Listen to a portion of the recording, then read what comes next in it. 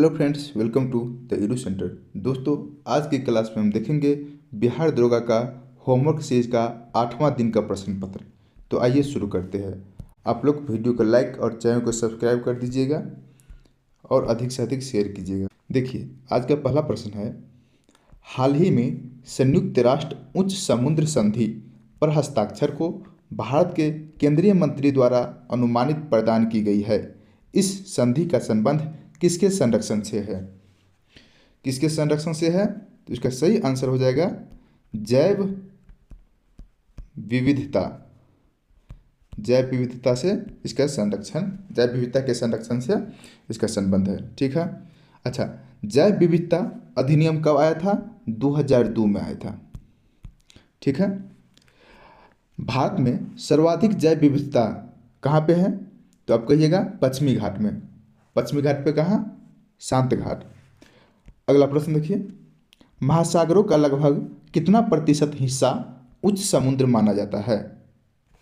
लगभग 64% हिस्सा उच्च समुद्र माना जाता है।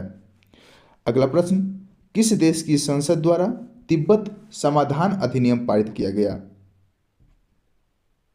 किस देश की संसद के द्वारा? तो इसका सही आंसर हो जाएगा अमेरिका के कांग्रेस के द्वारा। अमेरिका के संसद, अमेरिका के संसद का नाम क्या है? कांग्रेस।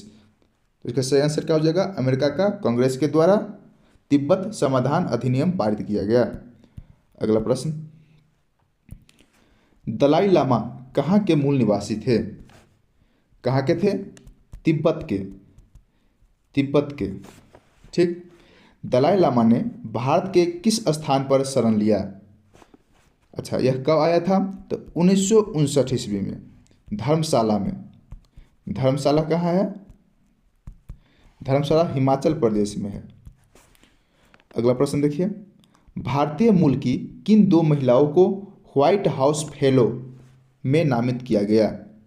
व्हाइट हाउस फेलो में किन दो महिला को नामित किया गया? तो पहला महिला हो जाएगा पद्मिनी, पद्मिनी, और दूसरा है नालनी टाटा। ठीक है, पद्मिनी और नालिनी टाटा को व्हाइट हाउस फेलो में नामित किया गया है। अगला प्रश्न देखिए, अमेरिका के राष्ट्रपति कौन चुने गए और उनका स्थान क्या है? अमेरिका के राष्ट्रपति किसे चुना गया है? तो डोनाल्ड ट्रंप को। Donald Trump. ठीक है। यह कितने क्रम के है? तो 47 क्रम के हैं। ठीक है, 47 नंबर के राष्ट्रपति है। और यह किस पार्टी के? रिपब्लिकन पार्टी का था। ठीक। अच्छा, यह कितना बार राष्ट्रपति बन चुका है डोनाल्ड ट्रंप? 2 बार बन गया। क्या और बन सकता है? तो नहीं। अमेरिका में यह रूल है कि कोई भी व्यक्ति 2 बार से अधिक राष्ट्रपति पद पर या राष्ट्रपति के लिए 2 बार से अधिक चुनाव नहीं लड़ सकते हैं।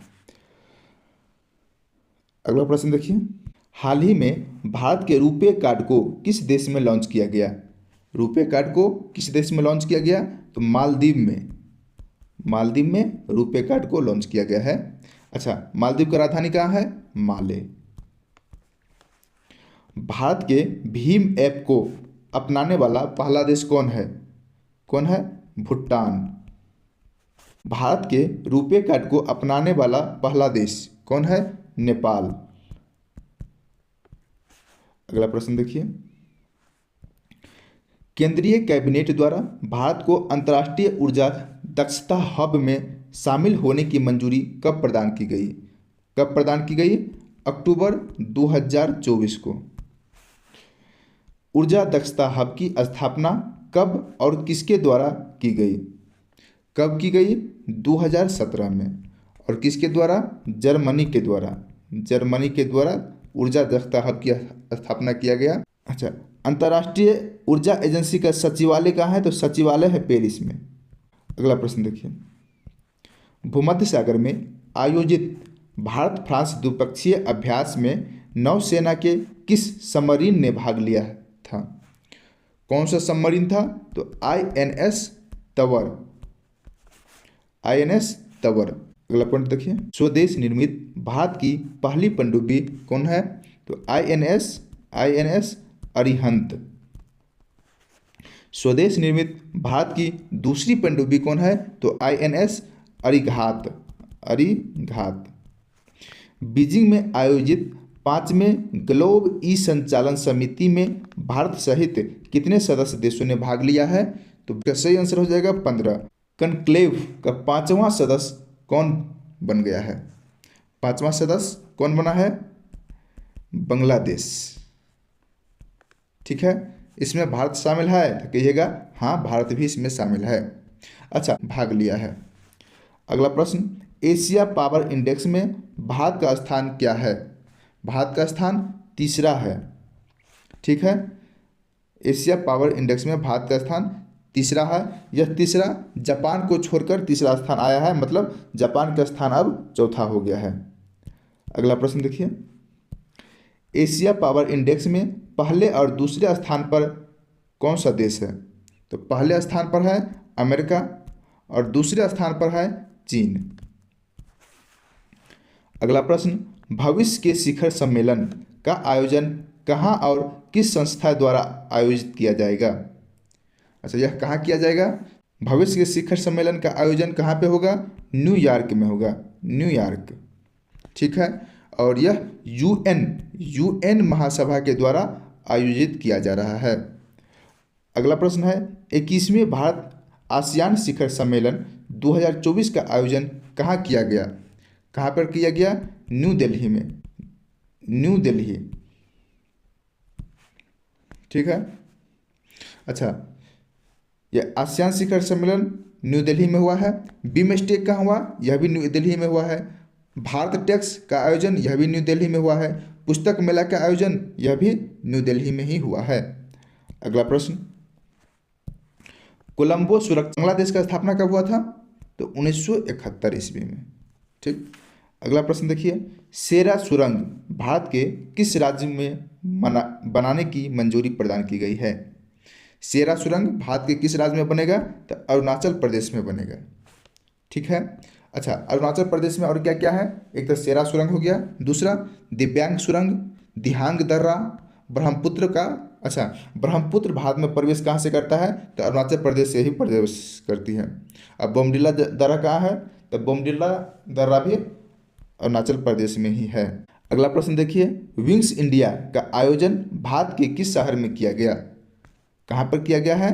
हैदराबाद में, हैदराबाद। ठीक है, हैदराबाद में कहाँ? हैदराबाद में बेगमपेट अंतर्राष्ट्रीय एयरपोर्ट पर इसका आयोजन किया गया है। क्या किया गया है? अवार्ड दिया गया है, जो टॉप एयरपोर्ट था, जिसमें कैंपे गोवा को टॉप एयरपोर्ट का अवार्ड दिया गया है। अच्छा, कैंपे गोवा एयरपोर्ट कहाँ पे है? तो कर्नाटक में है। अगला प्रश्न, सर्वप्रथम ब्राह्मणों को भूमिदान करने की प्रथा का आरंभ किन शासकों द्वारा किया गया था? किसके द्वारा किया गया? सातवाहनों के द्वारा। सातवाहनों के द्वारा सबसे पहले ब्राह्मणों को भूमि दान करने की प्रथा आरंभ किया गया था। अगला प्रश्न है, राष्ट्रपति के चुनाव प्रक्रिया को किस देश के संविधान से लिया गया है? कहाँ से लिया गया है? तो आयरलैंड से, आयरलैंड। और इसके निर्वाचक मंडल में कौन कौन शामिल होते हैं? तो कहिएगा लोकसभा, राज्यसभा और विधान परिषद के निर्वाचित सदस्य, मनोनीत नहीं होता है। हाँ, मनोनीत सदस्य महाभियोग में जरूर भाग लेता है। ठीक है, अच्छा, इनका चुनाव प्रक्रिया कैसा होता है? तो एकल संक्रमणीय मत प्रणाली द्वारा, अनुपातिक रूप से और प्रत्यक्ष मत प्रणाली द्वारा राष्ट्रपति का चुनाव प्रक्रिया संपन्न होता है। अगला प्रश्न, भारतीय खिलाड़ी PR श्रीजेश का संबंध किस खेल से है? PR श्रीजेश का संबंध है हॉकी से। ठीक, अच्छा, आप लोग बताइएगा, मनीष नरवाल का संबंध किससे है? शूटिंग से। अवनी लेखरा का संबंध शूटिंग से। सर्वजोत सिंह का संबंध ये इनका भी है शूटिंग से। अमन सेहरावत का संबंध कुश्ती से। मनु भाकर का संबंध शूटिंग से। दीपिका कुमारी का संबंध तीरंदाजी से। और फवाद मिर्जा, इसका संबंध है घुड़सवारी से। अगला प्रश्न देखिए, वह रुधिर कणिका जो रक्त का थक्का निर्माण में सहायता करता है उसे क्या कहते हैं? प्लेटलेट्स कहते हैं। ठीक, अगला प्रश्न देखिए, संविधान संशोधन का प्रस्ताव संसद के किन सदन में लाया जाता है? किसी भी सदन में लाया जा सकता है। ठीक है। संविधान संशोधन ये कहाँ से लिया गया है? तो दक्षिण अफ्रीका से लिया गया है। दक्षिण अफ्रीका के संविधान से संविधान संशोधन लिया गया है। संविधान संशोधन किस भाग में है? भाग 20 में है। आर्टिकल आर्टिकल 368 में है। संविधान संशोधन दो प्रकार से किया जाता है, एक साधारण बहुमत द्वारा और दूसरा विशेष बहुमत द्वारा। साधारण बहुमत में 50% +1 का बहुमत होना चाहिए और विशेष में 2/3 मत होना जरूरी है। अगला प्रश्न देखिए,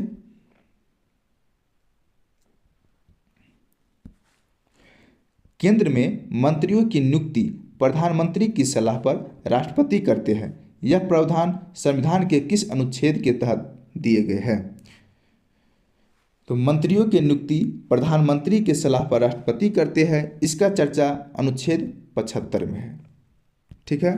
भारत का मंत्रिपरिषद का उल्लेख अनुच्छेद 74 में है। और मंत्रिमंडल, यहाँ क्या है? मंत्रिपरिषद, ध्यान दीजिएगा। और मंत्रिमंडल का उल्लेख है आर्टिकल 352 में। ठीक है। आप लोग कहिएगा आपातकाल का भी उल्लेख 352 में है, तो हाँ। अगला प्रश्न देखिए, पीएच स्केल पर सबसे प्रबल अम्ल और सबसे प्रबल क्षार को मिलाने पर प्राप्त विलयन क्या होगा? देखिए, पीएच स्केल, इसका खोज किसने किया था? लॉरेंसन ने किया था। और देखिए पीएच स्केल 0, 7 और 14, यही ना लॉरेंसन दिया था। अच्छा, 7 से कम यानी कि 0 से लेकर 7 तक क्या होता है? तो एसिडिक होता है, जिसका स्वाद कैसा होता है? खट्टा होता है। और 7 से 14 तक क्या होता है? बेस होता है, यानी कि क्षार, जिसका स्वाद होता है कड़वा है। ठीक है। अच्छा, पीएच स्केल 0 किसका होता है? तो HCl का होता है। और पीएच स्केल 14 किसका होता है? NaOH का होता है। ठीक। और जब हम 0 यानी कि HCl को NaOH के साथ मिला देते हैं, विलयन कर देते हैं, तो यह क्या बना लेता है? NaClH2O, यानी कि उदासीन। मतलब इसका पीएच मान 7 हो जाता है। 7 मतलब उदासीन। तो इसका आंसर क्या हो जाएगा? प्राप्त विलयन क्या होगा? तो प्राप्त विलयन उदासीन होगा। यदि प्रबल अम्ल और प्रबल क्षार को आपस में मिला देंगे तो उसका विलयन उदासीन हो जाएगा। अगला प्रश्न, चूना पत्थर CaCO3 यानी कि लाइम स्टोन का रासायनिक नाम क्या है? क्या है? Calcium carbonate. Calcium carbonate. ठीक है। इसी को संगमरमर भी कहते हैं, संगमरमर। ठीक है। हाँ। और क्विकलैम, नाम तो सुने होंगे क्विकलैम। इसका फॉर्मूला क्या होता है? रासायनिक सूत्र CaO। इसका रासायनिक नाम क्या है? तो कैल्शियम ऑक्साइड। ठीक है। इसको बिना बुझा हुआ चूना भी कहते हैं। ठीक है।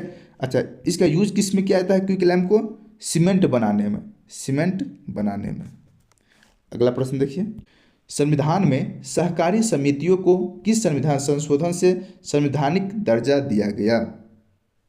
सहकारी समिति, इसका चर्चा कितने अनुच्छेद में है? तो अनुच्छेद 43 के बी में, भाग 9 के बी में है। ठीक है। और इस सहकारी समिति को 97वें संविधान संशोधन 2011 में संशोधन करके संवैधानिक दर्जा दिया गया। तो इसका आंसर हो जाएगा 97वां संविधान संशोधन 2011 में। अगला प्रश्न देखिए, अरावली पर्वत श्रेणी के उत्तरी विस्तार को किस नाम से जाना जाता है? किस नाम से अरावली पर्वत श्रेणी के उत्तरी भाग को? रायसीना हिल्स के नाम से जानते हैं। अच्छा, इसी रायसीना हिल्स पर भारत के राष्ट्रपति भवन इसी पहाड़ी पर है। भारत के राष्ट्रपति भवन रायसीना हिल्स पर ही है। अगला प्रश्न देखिए, किस विटामिन में कोबाल्ट की मात्रा अवस्थित होती है जो कैंसर के उपचार में सहायक होता है? कैंसर के उपचार में कोबाल्ट का यूज होता है। और यह किस विटामिन में होता है? तो विटामिन B12 में। ठीक है। विटामिन B12 का रासायनिक नाम है साइनोकोबाल्टामिन। अगला प्रश्न, भारत में राजनीतिक पार्टियों को राष्ट्रीय पार्टी का दर्जा कौन प्रदान करता है? कौन प्रदान करता है? चुनाव आयोग। ठीक। अभी वर्तमान में ये पार्टी कितना है? तो 6, राष्ट्रीय पार्टी 6 है। कौन कौन, तो आइए देखते हैं कौन कौन है।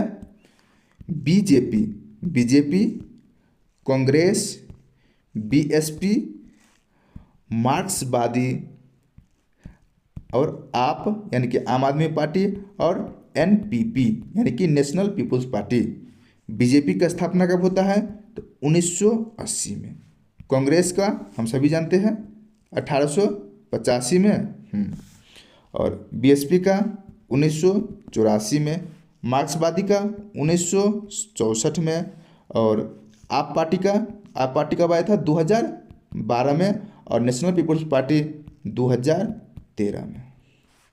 ठीक है। हाँ, अगला प्रश्न देखिए।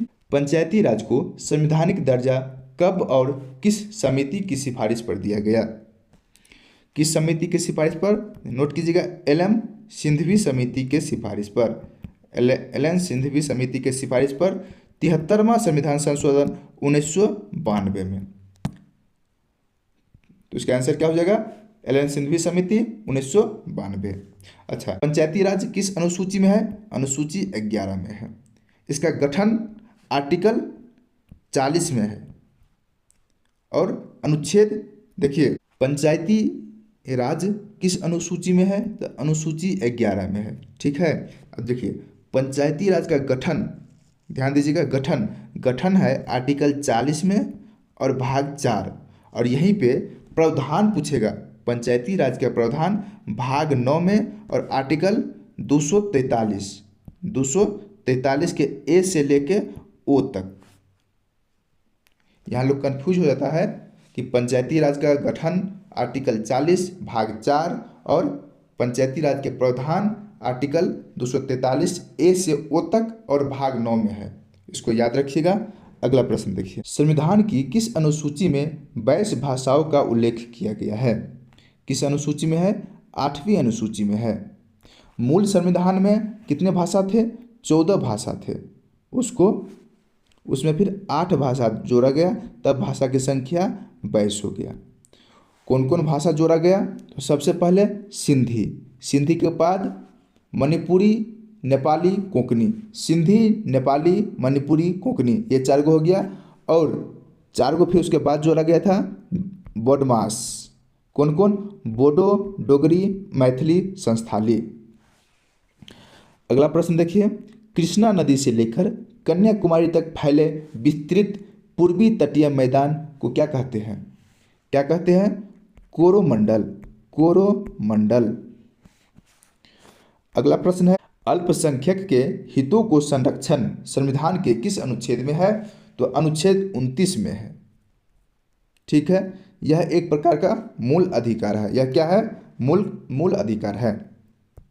अगला प्रश्न, वधवा गमन शब्द में कौन सी संधि है? कौन सी संधि है? यंग संधि है। अगला प्रश्न, पीतल एक मिश्र धातु है जो किन 2 धातु के मिश्रण से बनते हैं? तो याद रखिएगा, पिताजी मतलब पीतल तांबा और जिंक से मिलकर बनता है। तांबा और जिंक। ठीक है। अगला प्रश्न, भारत में स्वतः जुताई वाली मिट्टी के नाम से कौन सी मिट्टी जानी जाती है? कौन सी मिट्टी जानी जाती है? काली मिट्टी।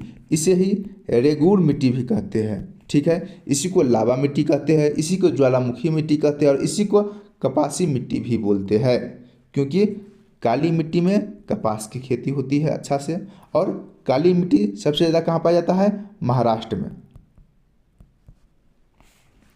अगला प्रश्न देखिए, ठोस अवस्था का द्रव अवस्था में बिना गुजरे, मतलब कहने का मतलब है ठोस से जो डायरेक्ट गैस बन जाता है उसको क्या कहते हैं? उसको ऊर्ध्वपातन कहते हैं, ऊर्ध्वपातन। ठीक। अगला प्रश्न देखिए, जनगणना 2011 के अनुसार भारत तथा बिहार की औसत साक्षरता कितनी है? तो भारत की साक्षरता कितनी है? तो 74.04% और बिहार का साक्षरता दर है 61.7% लगभग।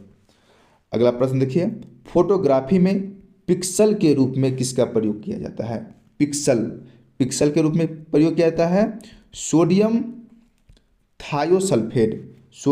थायोसल्फेट का प्रयोग पिक्सल के रूप में किया जाता है। और यहीं पर पूछता फोटोग्राफी में तत्व कौन सा होता है, तो सिल्वर ब्रोमाइड। अगला प्रश्न देखिए, सही सुमेलित कीजिए। गलवान घाटी यह कहाँ है, लद्दाख में। लाहुल घाटी यह कहाँ है, हिमाचल प्रदेश में।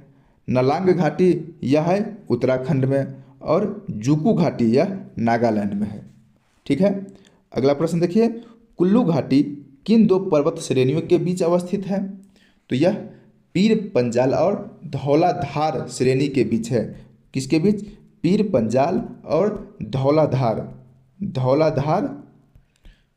श्रेणियों के बीच में अवस्थित है कुल्लू घाटी। अगला प्रश्न, ओलियावेट द्वीप किस नदी के मुहाने पर अवस्थित है। ओलियावेट द्वीप यह नर्मदा नदी के मुहाने पर अवस्थित है। अगला प्रश्न है, लक्षद्वीप को मिनिकॉय द्वीप से कौन सा चैनल अलग करता है, तो लक्षद्वीप को मिनिकॉय द्वीप से 9 डिग्री चैनल अलग करता है, 9 डिग्री। और मिनिकॉय को मालदीव से 8 डिग्री चैनल अलग करती है। और अंडमान को निकोबार से 10 डिग्री चैनल अलग करती है, इसे भी याद रखिएगा। अगला प्रश्न, कौन सी नदी हजारीबाग पठार को रांची के पठार से अलग करती है, तो कौन सा नदी हो जाएगा, तो दामोदर नदी। दामोदर नदी जो कि नागपुर के पठार को 2 भागों में बांट देती है। अगला प्रश्न देखिए, थालघाट, भोरघाट और पालघाट दर्रा किस पर्वत श्रेणी में अवस्थित है। किस पर्वत श्रेणी में अवस्थित है, तो यह सभी पश्चिमी घाट पर्वत श्रेणी में अवस्थित है। ठीक है, तो इसका आंसर हो जाएगा पश्चिमी घाट श्रेणी।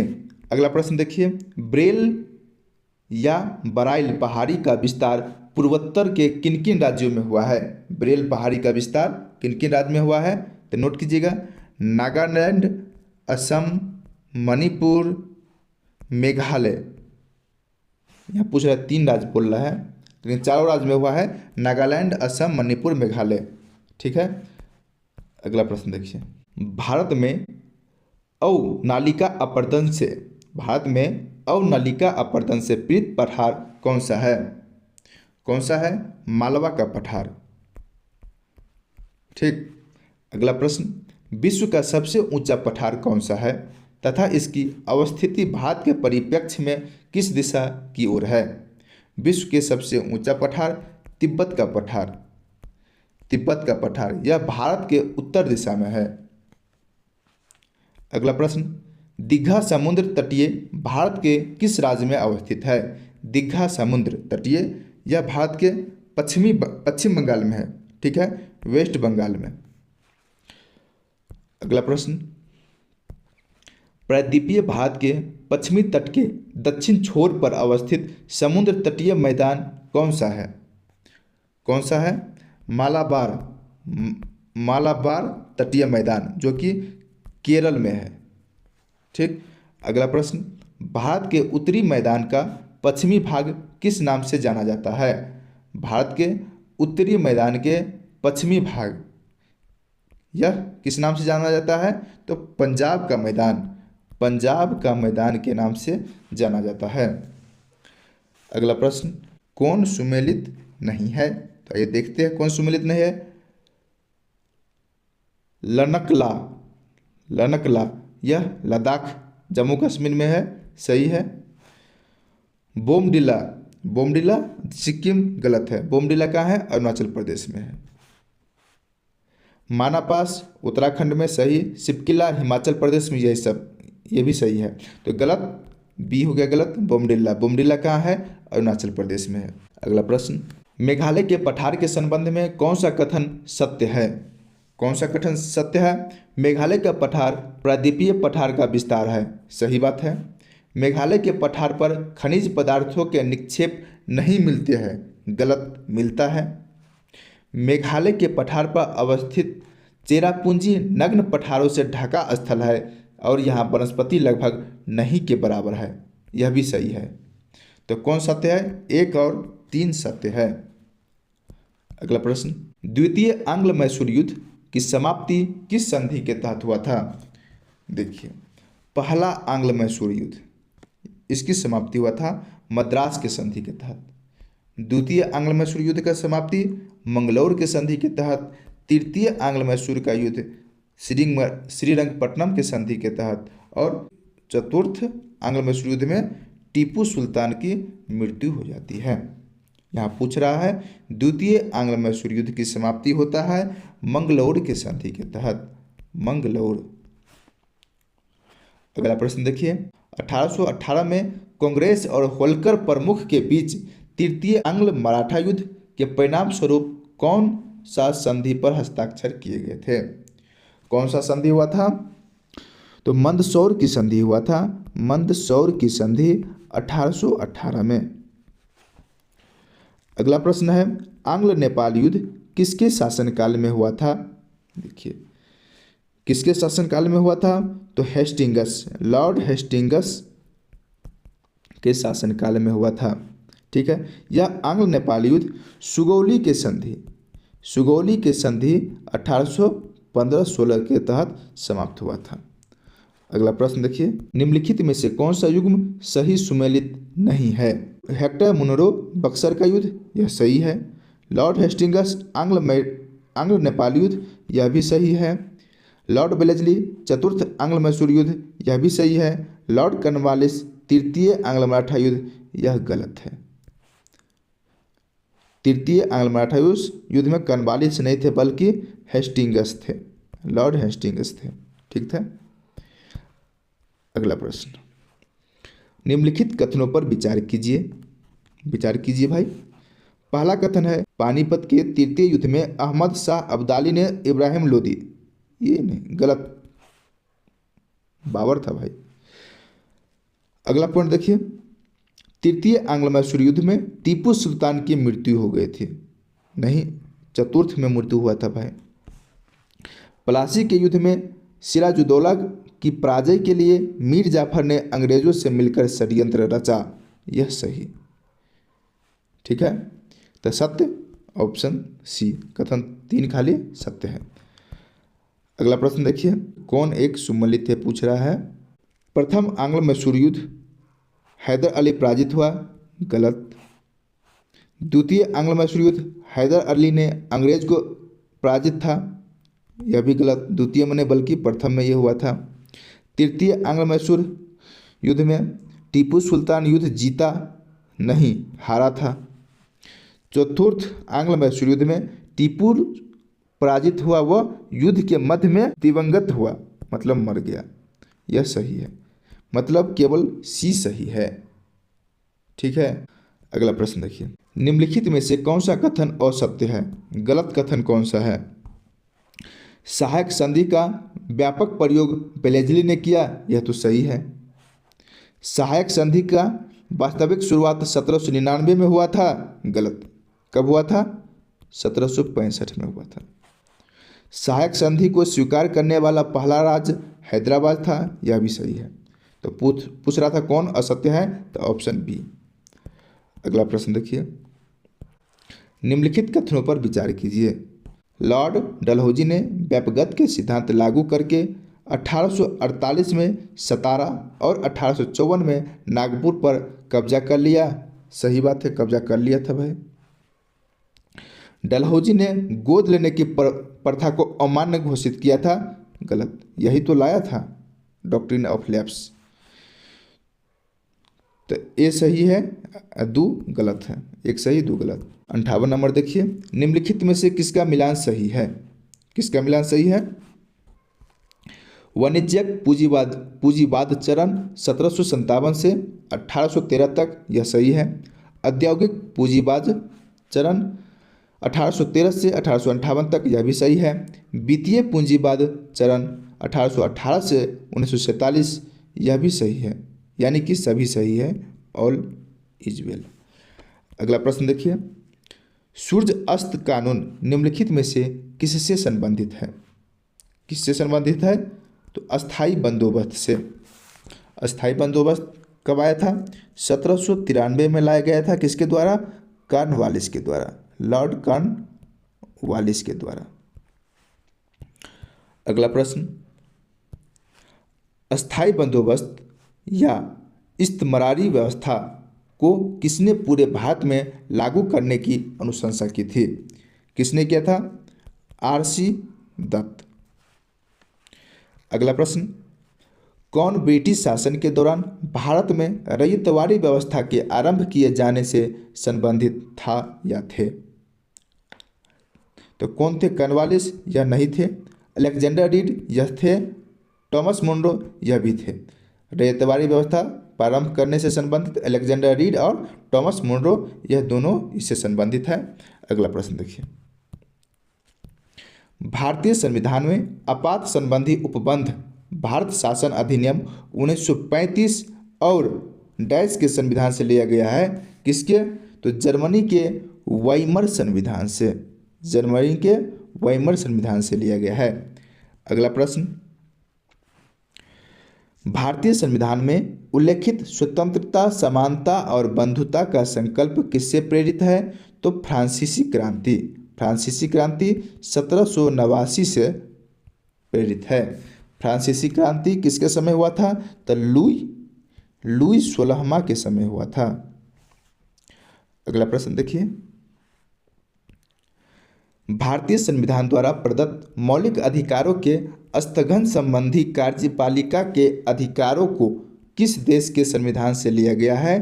तो अमेरिका के संविधान से लिया गया है। आप लोग चैनल को सब्सक्राइब और वीडियो को लाइक जरूर कीजिए। आगे का प्रश्न देखिए, संविधान के संरक्षक के रूप में सर्वोच्च न्यायालय का अधिकार विश्व के किस संविधान से लिया गया है? सर्वोच्च न्यायालय का अधिकार यह यूएसए के संविधान से लिया गया है, यानी कि अमेरिका के संविधान से लिया गया है। अगला प्रश्न, भारतीय संविधान के अंतर्गत संघ और राज्य के बीच शक्तियों का विभाजन कहाँ से लिया गया है? कनाडा से लिया गया है। अगला प्रश्न, प्रारूप समिति का विचार कहाँ से लिया गया है? आयरलैंड से लिया गया है। और यह कब अप्लाई किया गया था? 29 अगस्त 1947 को, 29 अगस्त 1947 को। अगला प्रश्न, संघ संविधान समिति की अध्यक्षता किसने किया था? किसने किया था? तो पंडित जवाहरलाल नेहरू ने। ठीक है। और संविधान सभा के कार्यों पर गठित समिति का अध्यक्ष कौन चुना गया था? तो पंडित जवाहरलाल नेहरू। अगला प्रश्न, संविधान की मसौदा समिति ने अपना पहला मसौदा किस वर्ष प्रस्तुत किया था? तो 1948। मतलब प्रारूप समिति, मसौदा समिति मतलब प्रारूप समिति। यह कब आया था? 1947 में आया था। अब प्रस्तुत हुआ था 1948 में। अगला प्रश्न देखिए, संविधान सभा के लिए किस जानवर को प्रतीक के रूप में अपनाया गया था? तो हाथी को प्रतीक के रूप में अपनाया गया था। अगला प्रश्न है, राष्ट्रीय ध्वज पर तदर्थ समिति के अध्यक्ष कौन थे? तदर्थ समिति का अध्यक्ष कौन थे? तो राजेंद्र प्रसाद, राजेंद्र प्रसाद। और झंडा समिति का अध्यक्ष पूछ दिया तब, झंडा समिति का अध्यक्ष जेबी कृपलानी। अच्छा, राष्ट्रीय ध्वज संहिता कब लाया गया था? तो ये 2002 में लाया गया था। राष्ट्रीय ध्वज संहिता 2002 में।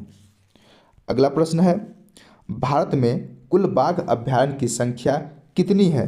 कितनी है? 58 है।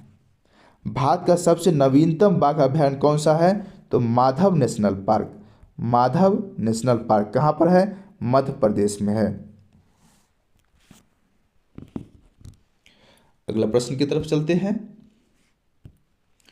भारत का पहला बाघ रिजर्व किसे घोषित किया गया? किसको घोषित किया गया है? जिम कॉर्बेट नेशनल पार्क को। कब? 1973 में। 75वां प्रश्न है, भारत का सबसे बड़ा बाघ रिजर्व कौन सा है और किस राज्य में है? तो भारत का सबसे बड़ा बाघ रिजर्व है नागार्जुन श्रीशैलम, नागार्जुन श्रीशैलम बाघ रिजर्व। यह कहाँ पे है? यह आंध्र प्रदेश में है। नागार्जुन श्रीशैलम आंध्र प्रदेश में है। दोस्तों, आज का क्लास यहीं पे समाप्त होता है। आप लोग वीडियो को लाइक, चैनल को सब्सक्राइब कर दीजिएगा और अगला होमवर्क के लिए हमारे टेलीग्राम चैनल को ज्वाइन करें, वहाँ पे आपको होमवर्क दे दिया जाएगा। धन्यवाद।